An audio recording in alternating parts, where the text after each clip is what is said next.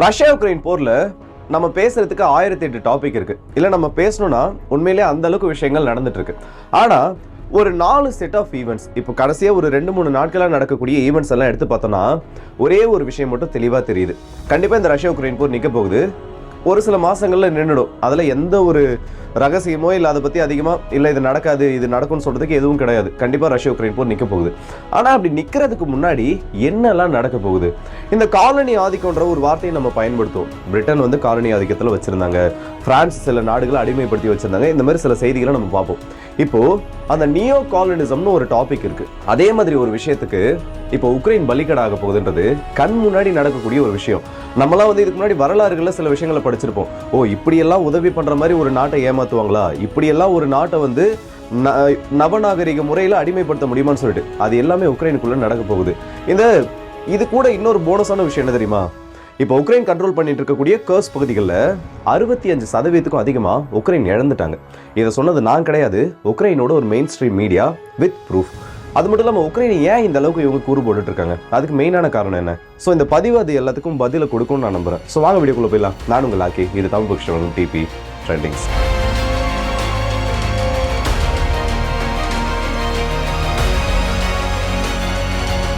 இந்த உக்ரைனை சுத்தி நடக்கக்கூடிய செய்திகள் இல்லைன்னா இந்த ரஷ்யா உக்ரைன் போரை பொறுத்த வரைக்கும் இந்த செவ்வாய், புதன், வியாழன், நாளைக்கு வெள்ளிக்கிழமை, இந்த 4 நாளுக்குள்ள நடக்கக்கூடிய ஈவெண்ட்ஸ் எடுத்து பார்த்தோன்னா இது எல்லாமே ஒரு சர்க்கிள்ல ஃபார்ம் பண்ணும்.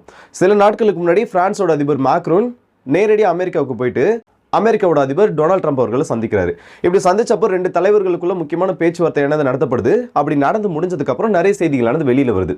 இப்போ இன்னைக்கு ஸ்டாமர் யூகேவோட பிரைம் மினிஸ்டர் இதே டொனால்ட் ட்ரம்ப் அவர்களை சந்திக்க போயிருக்காரு.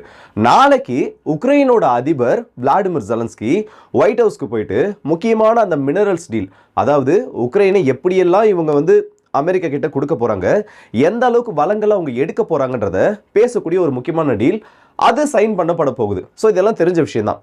ஆனா இந்த 3 தலைவர்களுக்கும் இந்த உக்ரைன் போர்ல ஒரு முக்கிய பங்கு இருக்கு. நீங்க நினைக்கிற மாதிரி உதவிகள் பண்ண விதத்திலேயோ இல்ல உக்ரைன் சம்பந்தப்பட்ட அந்த செக்யூரிட்டி கேரண்டி கொடுக்கக்கூடிய ஒரு விஷயத்திலயோ இல்லை. முதல் நாள், அதாவது இந்த ட்ரம்ப் அவர்கள் முக்கியமான இந்த மினரல் டீலை ஏற்படுத்தணும்னு முடிவு பண்ணப்போ வெளியில வந்த செய்தி என்ன? அமெரிக்காவுக்கு தேவையான இயற்கை வளங்கள் இல்லைன்னா REன்னு சொல்லக்கூடிய ரேர் எர்த் எலமெண்ட்ஸ் உக்ரைன்ல அதிகமா இருக்கு. அந்த உக்ரைன்ல அதிகமா இருக்கக்கூடிய அந்த எலமெண்ட்ஸ் எங்களுக்கு தேவைன்றது அமெரிக்காவோட ஒரு கோரிக்கையா இருந்துச்சு. இப்ப பிரான்ஸோட அதிபர் உக்ரைனுக்கு சப்போர்ட்டா அந்த இடத்துல போயிட்டு சில பேச்சுவார்த்தைகள்ல 2 நாளைக்கு முன்னாடி ஈடுபடுறாரு. இன்னைக்கு பிரான்ஸ் கிட்ட இருந்து ஒரு வார்த்தை வந்திருக்கு. என்ன தெரியுமா? எங்களுக்கு தேவையான சில மினரல்ஸும் இந்த இடத்துல இருக்கு, அதாவது உக்ரைனுக்குள்ள இருக்கு. அதை ட்ரேட் பண்ணிட்டு அதுக்கு ஈக்குவலான செக்யூரிட்டி கேரண்டியை நாங்கள் கொடுக்கறதுக்கு தயார். இதுக்கு உக்ரைனும் ஒத்துக்குவாங்க. உக்ரைனோட மினரல்ஸை நாங்கள் எடுத்துக்கிட்டு உக்ரைனுக்கு தேவையான செக்யூரிட்டி அசிஸ்டன்ஸை கொடுக்க போறோன்னு ஒரு வார்த்தையை சொல்லியிருக்காங்க. என்ன நடந்துட்டு இருக்கு தெரியுதா? அதாவது உக்ரைனை இந்த இடத்துல ஒரு கேமா மாத்திட்டாங்க. இந்த ஆடுபுலி ஆட்டம்னு சொல்லுவாங்கல்ல, அதே மாதிரி ஒரு கேமா மாத்திட்டு யார் யாரெல்லாம் இவங்களுக்கு ஹெல்ப் பண்ணாங்களோ அவங்களுக்கு தேவையானதை விட 10 ரூபாயை கொடுத்துட்டு அந்த இடத்துல இருந்து 1000 ரூபாய் எடுக்க போறாங்க. இதுல முதல்ல இருக்கிறது அமெரிக்கா. இப்ப பிரான்ஸ் உள்ள வந்துட்டாங்களா, அடுத்து எந்தெந்த நாடுகள் உள்ள வரப்போறாங்கன்றது தெரியல. கண்டிப்பா இது நடக்கும் பாருங்க. இதை இன்னும் தெளிவா சொல்லணும். வைங்க 1850கள்ல இருந்து 1945 இந்த 2ஆம் உலக போர் முடிவடையக்கூடிய அந்த காலம் வரைக்கும் இது ஆப்பிரிக்காவோட ஒரு சின்ன மேப். இந்த மேப் நீங்க பாத்தீங்கன்னா எந்தெந்த நாடுகள் ஆப்பிரிக்காவோட சில பகுதியில் வந்து கண்ட்ரோல் பண்ணாங்கன்ற மாதிரி இருக்கும். இதே மாதிரி ஒரு மேப்பை 2026ல நம்ம எடுத்தோம்னா உக்ரைனுக்குள்ள இருக்கும். உக்ரைனுக்குள்ளேயும் இதே மாதிரி சில நாடுகள் எந்தெந்த பகுதியை கண்ட்ரோல் பண்ணுவாங்க, அதாவது எந்தெந்த இடத்துல இயற்கை வளங்களை யார் யார் எடுக்கிறாங்கன்றதுல கண்டிப்பா இதே மாதிரி ஒரு மேப் இந்த இடத்துல உருவாகும். அது மட்டும் இல்லாமல் டொனால்ட் ட்ரம்ப் அவர்கள் இன்னொரு விஷயத்தையும் சொல்லியிருக்காரு. செக்யூரிட்டி கேரண்டியை பத்தி இந்த இடத்துல மோஸ்டா மென்ஷன் பண்ணலான்னு ஜெலன்ஸ்கி ஒரு விஷயத்த சொல்லியிருந்தாரு. இன்னைக்கு கூட சொல்லியிருக்காரு, இதுல வந்து செக்யூரிட்டி கேரண்டியை எங்களுக்கு எதுவுமே சொல்லல, எந்த ஒரு செக்யூரிட்டி கேரண்டி அதில் பின் பாயிண்ட் பண்ணப்படலன்னு. அதுக்கான பதிலும் இப்போ கிடைச்சிருக்கு. எக்ஸாக்டா அவர் சொல்லியிருக்க அந்த ஸ்டேட்மெண்ட் என்ன தெரியுமா? I am not going to make security guarantees beyond very much. We are going to have Europe to do that. சிம்பிளா முடிச்சிட்டாரு. செக்யூரிட்டி கேரண்டி நான் எதுக்கு கொடுக்கணும்? செக்யூரிட்டி கேரண்டி இந்த இடத்துல நான் கொடுக்கணுன்ற எந்த ஒரு அவசியமும் கிடையாது. அது ஐரோப்பாவோட பிரச்சனை. ஐரோப்பிய கண்டத்தில் இருக்கக்கூடிய நாடுகள், ஐரோப்பிய யூனியன்ல இருக்கக்கூடிய நாடுகள் அதை அவங்க பார்த்துப்பாங்க. எப்படி இருக்கக்கூடிய அத்தனை வளங்களையும் அமெரிக்கா எடுத்துக்கிட்டு அதில் ஒரு குறிப்பிட்ட ஷேர் இல்லை ஏதாச்சும் ஒரு சின்னது, இதை வந்து இன்னொரு மோசமான வார்த்தையில சொல்லலாம், ஆனால் அதை சொல்ல நான் விரும்பலை.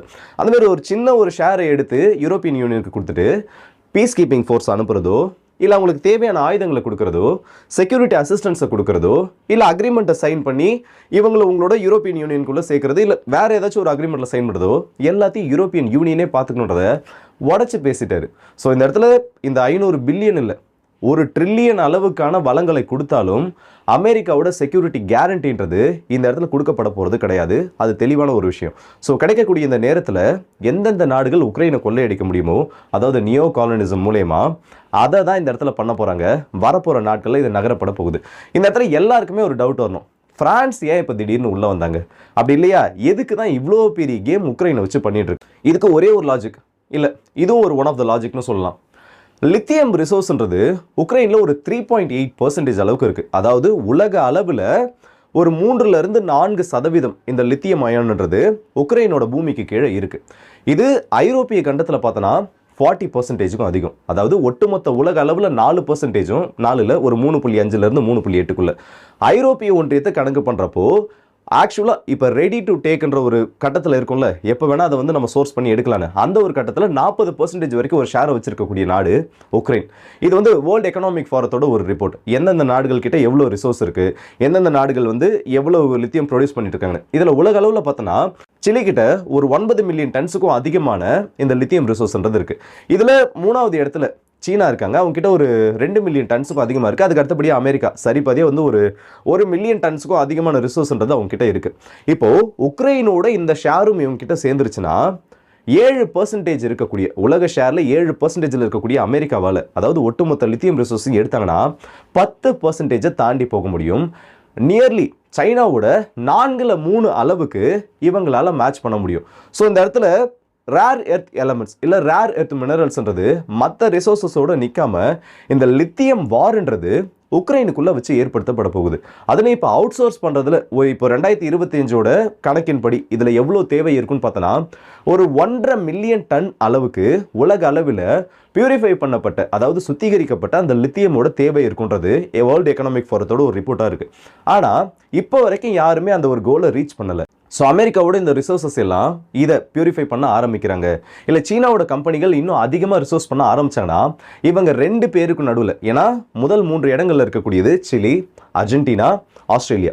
ஆஸ்திரேலியா ஆஸ் யூஷுவல் அமெரிக்காவோட சப்போர்ட்டில் இருக்கக்கூடிய ஒரு நாடு தான். இல்லை யூரோப்பியன் யூனியனுக்கு ரொம்ப ரொம்ப நெருக்கமாக இருக்கக்கூடிய ஒரு நாடு. மற்ற நாடுகள் யாரும் பெருசாக இந்த இடத்துல அமெரிக்காவுக்கு எதிராக போர்க்கொடி தூக்க போகிறதில்லை. ஸோ சீனாவுக்கும் அமெரிக்காவுக்குமான இந்த இடத்துல ஒரு நேரடி மோதல் உக்ரைனோட இந்த ரிசோர்ஸஸை பியூரிஃபை பண்ணுறது மூலயமா சாட்டிஸ்ஃபை பண்ணப்பட போகுது.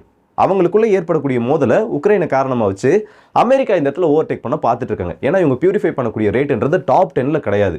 அமெரிக்காவால் பியூரிஃபை பண்ணக்கூடிய லித்தியம் ரிசோர்ஸ்ன்றது உலக அளவில் டாப் 10ல் கூட கிடையாது. ஆனால் சைனா முதல் இடத்துல இருக்காங்க. 4வது அதிகமான லித்தியம் சோர்சஸை தான் கிட்ட வச்சுக்கிட்டு முதல் இடத்துல சீனா இருக்காங்க. ஸோ அவங்க அந்த அளவுக்கு அவங்களோட ப்ரொடக்ஷனை அதிகப்படுத்திட்டு இருக்காங்க. இன்னும் அமெரிக்கா அந்த லிஸ்ட்டில் 10 டாப் 10ல் கூட கிடையாது. ஸோ உக்ரைனை காரணமாக வச்சு இல்லை உக்ரைனில் இந்த இடத்துல ஒரு பெரிய பிள்ளையார் சுழியை போட்டு அவங்க பிஸ்னஸ் அவங்க டெவலப் பண்ண போகிறாங்க. இதுதான் உக்ரைனோட இன்னைய நிலைமை. எல்லா நாடுகளும் உக்ரைனை சேர்ந்து இந்த இடத்துல கூறு போட்டுட்டு இருக்கு. இதில் இன்னொரு வார்த்தையும் சொல்கிறேன், இல்லை இப்போ வந்திருக்கக்கூடிய ஸ்டேட்மெண்ட்டும் சொல்கிறேன். கிரெம்லின், ரஷ்யாவோட டிமிட்ரி பெஸ்கோவ் அவர்கள், கிரெம்லினோட ஸ்போக்ஸ் பர்சன், தெளிவாக ஒரு விஷயத்த சொல்லிட்டாரு. நாங்கள் கேப்சர் பண்ணி வச்சிருக்கக்கூடிய கர்சன், ஜாப்ரோசியா, டொனாட்ஸ், லுகன்ஸ், அதாவது இந்த டான்பாஸ் ரீஜன், இந்த ரீஜன் எல்லாமே, அதாவது நாங்கள் எந்த அளவுக்கு பிடிச்சிருக்கோமோ அது ரஷ்யாவுக்கு மட்டும்தான் சொந்தம். இந்த இடத்துல ரஷ்ய பகுதிகளாக இதை நாங்கள் அறிவிச்சிட்டோம். இது ரஷ்யாவோட ஒரு ஒருங்கிணைந்த பகுதி. இதை பேச்சுவார்த்தைக்கு கொண்டு வரணுன்ற ஒரு எண்ணமே உங்கள் யாருக்கும் வேணாம். அப்படி ஒரு எண்ணம் இருந்துச்சுன்னா அதை விட்டுருங்க. இது முழுக்க முழுக்க ரஷ்யாவோட பகுதின்னு எப்படி உக்ரைன் வந்து கர்ஸ்க்கு ஹோல்ட் பண்ணிட்டு நாங்கள் பேச்சுவார்த்தையில் இது வந்து எக்ஸ்சேஞ்ச் பண்ணிப்போன்னு ஒரு ஆஃபரில் இருந்தாங்களோ, ஒரு ஆசையில் இருந்தாங்களோ, அதை மொத்தமாக இந்த இடத்துல முடிச்சிட்டாங்க. இதை வந்து நாங்கள் கொண்டு வர போகிறதே இல்லைன்னு சொல்லிட்டாங்க. இதுக்கும் மேலே இன்னொரு விஷயம் இருக்குது. இது கியூ இண்டிபெண்டன்ட்ல வந்த இன்னைய செய்தி. கியூ இண்டிபெண்டன்ட்றது உக்ரைனோட டாப் மீடியா ப்ரோ, அது உக்ரைனோட சேனல். ரஷ்யா செய்யக்கூடிய சில தில்லுமுள்ளுகளையும் உக்ரைன் செய்யக்கூடிய நிறைய வெளியில் தெரியாத விஷயங்களையும் வெளியில் சொல்கிறவங்க ப்ரோ உக்ரைன் செய்திகளை வெளியிடக்கூடிய, இல்லை உக்ரைனோட ஒரு சேனல்லே வச்சுக்கோங்க. இந்த ஒரு இடத்த அண்டர்லைன் பண்ணி பாருங்க.